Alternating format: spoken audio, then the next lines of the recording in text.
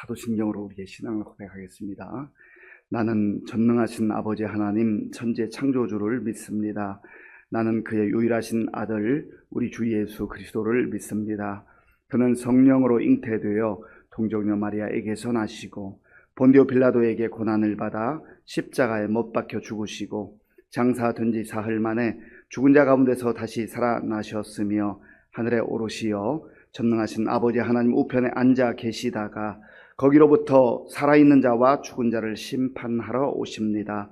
나는 성령을 믿으며 거룩한 공교회와 성도의 교제와 죄를 용서받는 것과 몸의 부활과 영생을 믿습니다. 아멘. 하나님께서 오늘 우리에게 주시는 말씀은 출애굽기 1장입니다. 구약 성경 81쪽 출애굽기 1장을 교독하겠습니다. 야곱과 함께 각각 자기 가족을 데리고 애굽에 이른 이스라엘 아들들의 이름은 이러하니 르우벤과 시므온과 레위와 유다와 이사갈과 스불론과 베냐민과 단과 납달리와 갓과 아셀이요. 야곱의 허리에서 나온 사람이 모두 70이요 요셉은 애굽에 있었더라. 요셉과 그의 모든 형제와 그 시대의 사람은 다 죽었고 이스라엘 자손은 생육하고 불어나 번성하고 매우 강하여 온 땅에 가득하게 되었더라. 요셉을 알지 못하는 새 왕이 일어나 애굽을 다스리더니 그가 그 백성에게 이르되 이 백성 이스라엘 자손이 우리보다 많고 강하도다. 자, 우리가 그들에게 대하여 지혜롭게 하자. 두렵건대 그들이 더 많게 되면 전쟁이 일어날 때에 우리 대적과 합하여 우리와 싸우고 이 땅에서 나갈까 하노라 하고 감독들을 그들 위에 세우고 그들에게 무거운 짐을 지워 괴롭게 하여 그들에게 바로를 위하여 국고성 비돔과 람셋을 건축하게 하니라. 그러나 학대를 받을수록 더욱 번성하여 퍼져나가니 애굽 사람이 이스라엘 자손으로 말미암아 근심하여 이스라엘 자손에게 이를 엄하게 시켜 어려운 노동으로 그들의 생활을 괴롭게 하니 곧 흙 이기기와 벽돌 굽기와 농사의 여러 가지 일이라. 그 시키는 일이 모두 엄하였더라.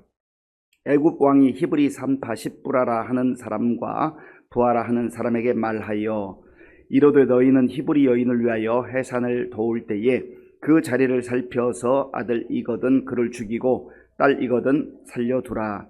그러나 산파들이 하나님을 두려워하여 애굽 왕의 명령을 어기고 남자 아기들을 살린지라. 애굽 왕이 산파를 불러 그들에게 이르되 너희가 어찌하여 이같이 남자 아기들을 살렸느냐. 산파가 바로에게 대답하되 히브리 여인은 애굽 여인과 같지 아니하고 건장하여 산파가 그들에게 이르기 전에 해산하였더이다 하매 하나님이 그 산파들에게 은혜를 베푸시니 그 백성은 번성하고 매우 강해지니라. 그 산파들은 하나님을 경외하였으므로 하나님이 그들의 집안을 흥왕하게 하신지라. 그러므로 바로가 그의 모든 백성에게 명령하여 이르되 아들이 태어나거든 너희는 그를 나일강에 던지고 딸이거든 살려두라 하였더라. 아멘. 오늘부터 출애굽기를 묵상하게 됩니다. 출애굽기는 40장으로 구성되어 있습니다. 출애굽이라고 하는 것은 애굽이라고 하는 그 험난한 곳에 살던 주의 백성들이 탈출한다 하는 그런 하나님의 말씀을 기록해 놓은 성경입니다. 애굽이라고 하는 곳이 어떤 곳입니까? 애굽은 왕이 다스리는, 하나님을 알지 못하는 우상을 섬기는 그 왕이 다스리는 곳이었습니다. 하나님의 사람들이 이 땅을 살아가는 동안 때때로 그런 어려운 상황, 정말 마치 감옥 같은, 창살 없는 감옥 같은 그런 상황에 거할 때가 있다라고 하는 것입니다. 이 땅에 죄가 들어온 이후에 사실은 이 땅은 애굽과 같은 세상이 된 것입니다. 사람들이 개인적으로도 하나님을 인정하지 않는 거죠. 내가 왕이신 하나님의 그 자리를 빼앗아서 그 자리를 탐하고 내가 왕이 되겠다고 하는 것, 이것이 바로 죄의 시작입니다. 그러니까 우리가 이 땅에서 사회법을 어기고 또 도덕법을 어기고 하는 것을 떠나서 먼저 근본적으로 하나님을 인정하지 않고 하나님 믿지 않는 것이 죄의 출발점이다 하는 것입니다. 그래서 개인의 삶도 마찬가지고 공동체적으로 하나님을 경외하지 않고 하나님을 인정하지 않고 그렇게 사는 것이 바로 죄악된 세상이다 하는 것입니다. 하나님께서 먼저 부르신 아브라함 그리고 이삭, 야곱을 통하여서 언약의 말씀을 주셨어요. 약속의 말씀을 주셨어요. 그리고 하나님의 섭리에 따라서 이제 먼저 요셉이 애굽으로 가게 되었지 않습니까? 그리고 때가 되었을 때 기근이라고 하는 그러한 어려운 시기에 또 요셉을 통해서 그의 가족들을 살게 하는 그런 은혜도 베풀어 주셨습니다. 그래서 애굽 생활이 시작되는 겁니다.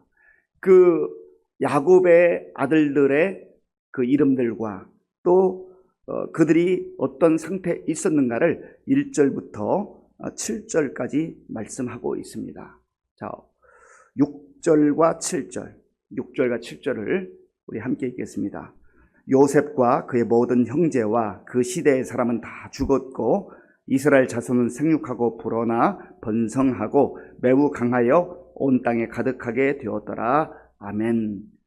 요셉과 그의 모든 형제와 그 시대의 사람은 다 죽었고, 여기서 우리가 기억해야 할 것은 이 땅에 사는 사람들은 이 땅에서 영원히 사는 존재가 아니라고 하는 거예요.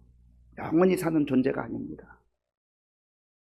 하나님의 그 정하신 기간 동안 사는 거예요. 그리고 언젠가 하나님 앞에 설 날이 있습니다. 육신의 생명을 이 땅에서 70년, 80년, 100년 이렇게 삽니다마는 이것으로 끝나는 게 아니라는 거죠. 다 죽었고 다 하나님 앞에 돌아갔고 그 말이에요. 그런데 죽는 것으로 끝난다면 이 세상에서 자기 마음대로 살면 되지요. 그런데 반드시 하나님 앞에 심판받을 날이 있다. 하나님 앞에 설 날이 있다라고 하는 겁니다. 이것을 믿고 사는 사람과 믿지 않고 사는 사람은 그 삶의 내용이 완전히 달라지는 것이죠. 하나님께서 그렇게 말씀하셨기 때문에 우리는 하나님 말씀을 믿고 사는 것입니다. 그래서 이제 이러한 요셉 그리고 그의 형제들도 다 하나님의 부름을 받았다 하는 거지요. 그리고 그들이 세상을 떠났음에도 불구하고 하나님께서 그의 조상들 아브라함, 이삭, 야곱에게 약속해 주신 대로 그 민족은 번성하고 또 번성했다. 7절을 제가 한번 읽겠습니다. 이스라엘 자손은 생육하고 불어나 번성하고 매우 강하여 온 땅에 가득하게 되었다. 하나님께서 아브라함이 자녀도 없을 때 주셨던 약속이지 않습니까? 그런데 아브라함 당대에는 어찌 보면 이삭이라고 하는 아들 하나 얻게 되죠. 겉으로 볼 때는 초라해 보이고 이렇게 해서 하나님의 약속이 이루어질까? 내가 너로 큰 민족을 이루게 하겠다 말씀하셨지만 우리 인간적 생각으로 보면 그게 가능할까? 그런 생각이 들 때가 있어요. 그런데 하나님의 뜻은요, 내 시간에만, 내 당대에만 다 이루어지는 게 아니에요. 하나님의 영원하신 분이기 때문에 하나님의 뜻은 영원부터 영원까지 이루어 가시는 거예요. 우리가 이제 성경을 쭉 읽어봐. 하나님께서 이런 놀라운 방법으로 이끌어 주시는구나 하는 것을 알게 되는 것이죠. 그래서 하나님이 우리에게 약속을 주실 때 내가 살아있는 동안 내 당대에 이루어 주시는 약속이 있는가 하면 어떤 약속들은 내 자녀 대, 그 또 자손 대, 그래서 대대손손 예수 그리스도 안에서 주님이 주신 그 언약의 말씀 반드시 이루어진다 하는 것을 꼭 기억해야 합니다. 아브라함도 하나님의 약속을 그렇게 받았잖아요. 내가 너로 큰 민족을 이루게 하겠다. 그런데 인간적 시각으로 보면 큰 민족이 뭡니까? 한 가족 구성원도 겨우 이룬 정도 아니겠어요? 인간적 시각으로 보면 그럴 수 있단 말이에요. 그런데 영혼의 시각으로 보면 하나님의 약속이 반드시 이루어지잖아요. 그래서 우리는 그 하나님을 일컬어서 언약의 하나님이라 말하기도 하고 그 언약을 이루시는 신실하신 하나님이다라고 고백하는 겁니다. 하나님께서 저와 여러분들에게도 예수님 안에 주신 약속을 반드시 하나님께서 하나님의 때에 이루어 주실 줄로 믿습니다. 그런데 이제 요셉을 알지 못하는 왕이 통치하게 될 때에 가만히 보니까 애굽 입장에서 보면, 애굽 왕의 입장에서 보면 이스라엘은 이방인이잖아요. 이방인들이 보니까 저 고센 땅에 뭐 이렇게 사는데 점점점 번성하게 된단 말이죠. 그러니까 통치자로서 걱정이 생겼습니다. 저들이 저렇게 번성하게 되는데 뭐 지금이야 괜찮지만, 지금이야 자기들이 이렇게 좀 컨트롤하고 관리할 수 있다고 생각했지만, 만약에 전쟁이라도 일어났을 때 저들이 그 다른 외부 세력들과 마음을 합하여 가지고 우리를 치지 않을까, 그런 걱정이 생겼던 겁니다. 그래서 이제 이들을 좀 괴롭히려고 마음 먹는 거예요. 이들을 고생시키면 번성하는 거 중단되겠지 하고 생각했던 것입니다. 그래서 11절, 12절 한번 같이 읽겠습니다. 감독들을 그들 위에 세우고 그들에게 무거운 짐을 지워 괴롭게 하여 그들에게 바로를 위하여 국고성 비돔과 람셋을 건축하게 하니라. 그러나 학대를 받을수록 더욱 번성하여 퍼져나가니 애굽 사람이 이스라엘 자손으로 말미암아 근심하여. 아멘. 자기들이 가지고 있는 문제를 해결하기 위해서 감독들을 시켜서 이들에게 엄청나게 힘든 노동을 시키는 겁니다. 그래서 기진맥진하게 만드는 거죠. 애굽을 위해서 뭔가 이익을 취하긴 하지만 저들이 번성하는 것은 원치 않았습니다. 그런데 놀랍게도 12절에 보면 그러나 학대를 받을수록 더욱 번성하여 퍼져나가니, 학대한다고 해서 애굽 왕대로, 애굽 왕의 그 마음대로 되는 게 아니라는 거죠. 그러니까 사람의 계획을 세워도 모든 일을 이루어 가시는 분, 성취하시는 하나님이시다 하는 것을 우리가 알아야 됩니다. 그리고 이 생명의 문제는 사람이 함부로 할 수 있는 게, 사람이 다룰 수 있는 문제가 아닙니다. 하나님께서 주관하시는 그러한 문제라고 하는 것을 꼭 기억을 해야 됩니다. 그래서 이 애굽 왕이 보니까 이 정도로는 안 되겠다 싶어서 더 힘들고 어려운 일을 시키고 있습니다. 14절에 보면 어려운 노동으로 그들의 생활을 괴롭게 하니 곧 흙 이기기와 벽돌 굽기와 농사 여러 가지 일이라 그 시키는 일이 모두 엄하였더라. 아멘. 하나님의 백성으로 살아가지만 이 죄악된 세상에서는 하나님을 경외하지 아니하고 자기 이익에 따라서 그렇게 살아가는 사람들에 의해서 얼마든지 고통을 당하고 억압을 당하는 경우도 있을 수 있다라고 하는 것을 이 출애굽기를 통해서 우리가 볼 수 있게 되는 것이죠. 우리는 좀 쉽게 생각해서 정직한 사람들이 다 잘되고 악한 사람들 거짓말하고 정말 하나님을 거역하는 들이 금방 심판을 받으면 너무나 분명하게 드러나잖아요. 그러나 하나님의 심판이 항상 우리가 생각하는 대로, 우리가 기대하는 대로, 우리가 원하는 때에 이루어지는 게 아니라는 것을 알아야 돼요. 하나님께서는 기다려 주시는 거예요. 참아 주시는 거예요. 회개할 기회를 주시는 겁니다. 사실 우리도 마찬가지예요. 죄를 범할 때마다 하나님께서 우리를 즉각적으로 심판하신다고 한다면 살아남을 수 있는 사람이 어디가 있습니까? 하나님께서 기회를 주셨기 때문에 우리가 예수님 부인하고 예수님 사람 때로는 조롱하기도 하고 하나님이 어디 있느냐고 그렇게 큰 소리 쳤던 사람들, 지난날 가만히 돌아보면 참 내가 그때는 왜 그렇게 어리석었을까, 영적으로 왜 이렇게 무지했을까, 그런 시절들이 있잖아요. 마치 바로 왕처럼, 그리고 애굽 백성들처럼 그렇게 살아가는 때가 있단 말이죠. 그리고 때가 되었을 때 하나님께서 은혜를 주셔서 우리를 주의 자녀로, 주의 백성으로 이렇게 불러주셨지 않습니까? 그거 생각해보면 그러한 시련의 시간들도 얼마든지 있다라고 하는 것을 우리가 말씀을 통해서 보게 되는 것입니다. 이제 애국 왕은 이 정도 해서는 안 되겠다 싶어가지고 산파를 불러요. 산파를 불러서 이제 너희들이 가서 일하다가 출산을 도울 때 남자 아이가 태어나면 죽여라. 그리고 딸이 태어나면 살려라. 또 일을 뭐 시키기 위해서 그런 거죠. 자기 마음에 자기 마음. 바로 왕, 애굽 왕이 자기 마음입니다. 생명의 문제를 사람이 다룰 수 있어요. 자기가 왕이라 해서 마음대로 할 수 있습니까? 마음대로 하고 있잖아요. 생명의 주관자 하나님이신데 마치 자기가 마음대로 할 수 있는, 내가 권력을 가지고 내가 왕이다 그렇게 생각하는 것이죠. 이미 서두에 말씀드렸습니다마는 이게 하나님 앞에 가장 큰 죄악이라고. 하나님이 하실 일을 내가 내 마음대로 하는 거예요. 내가 마치 하나님인 것처럼 내가 판단하고 내가 결정하고 내가 선택하고 모든 것을 내가 하는 것이죠. 그리고 좀 부족한 것이 있다 싶으면 또 그때는 우상을 찾아요. 우상을. 이것이 어리석은 인간의 모습이라 하는 것입니다. 그런데 놀랍게도 이 산파들은 그 애굽 왕이 명령할 때 얼마나 두려웠겠어요. 얼마나 많은 생각을 했겠습니까? 이 산파들은 하나님을 경외하는 사람들이었어요.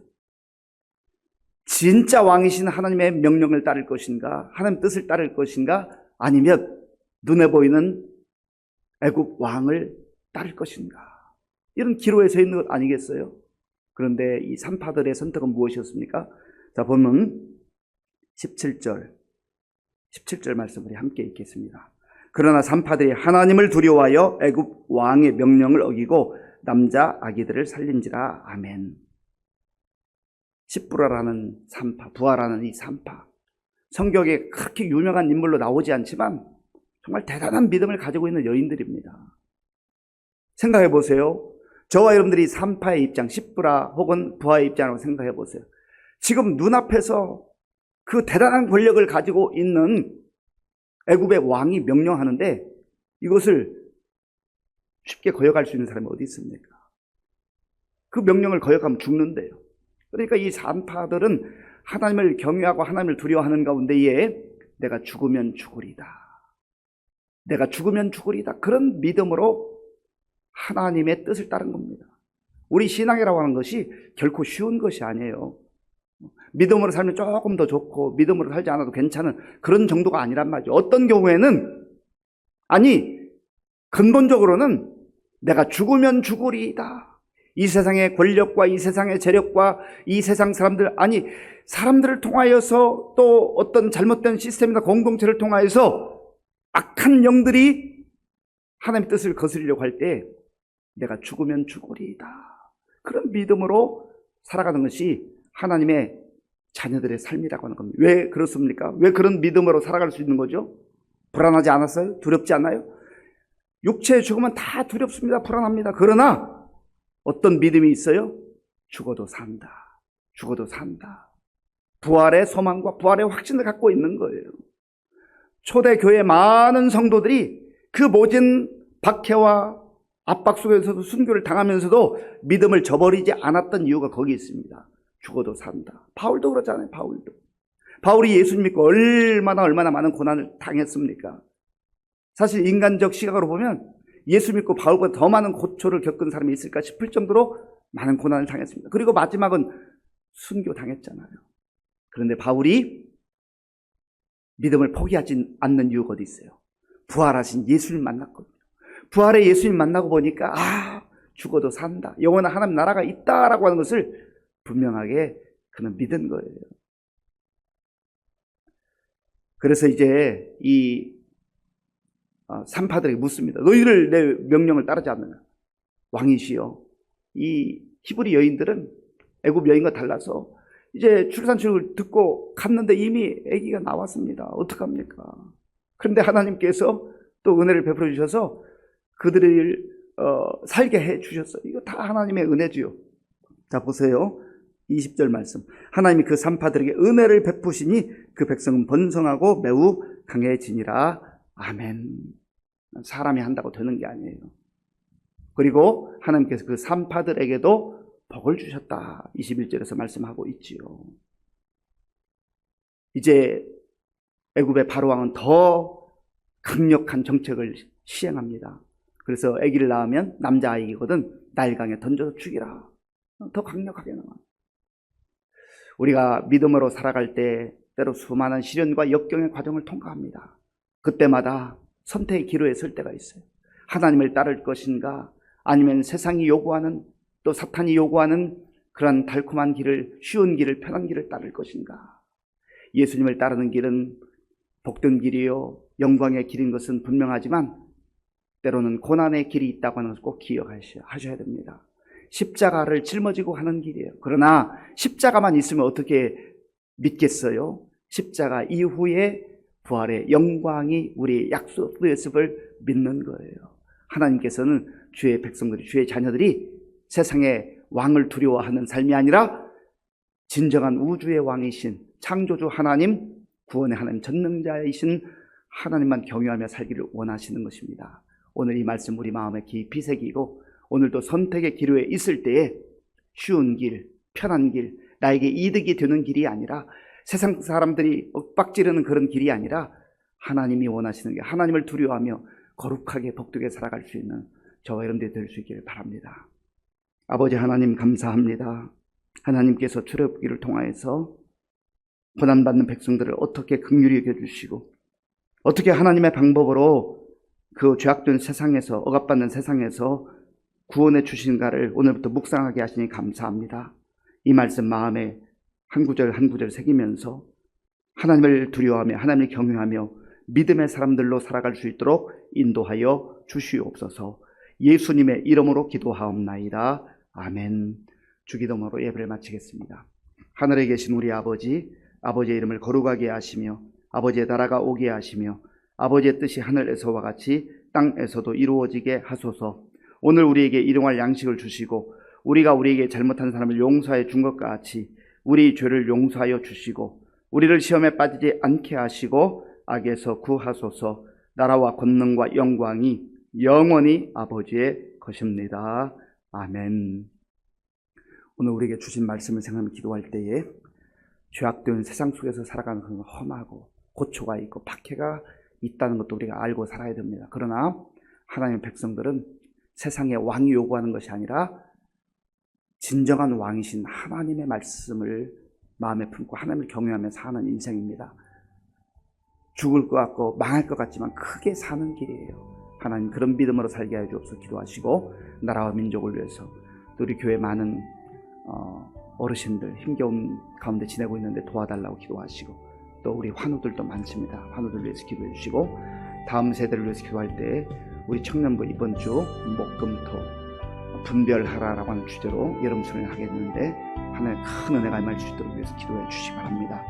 군 복무 중인 청년들을 위해서 기도해 주시고 또 이제 선교 활동을 마무리하고 곧 돌아오게 된 우리 장순희 권사님 안전하게 돌아올 수 있도록 기도해 주시고 또 지금도 세계 곳곳에 나가 복음을 하는 우리 선교사님을 위해서 기도하겠습니다.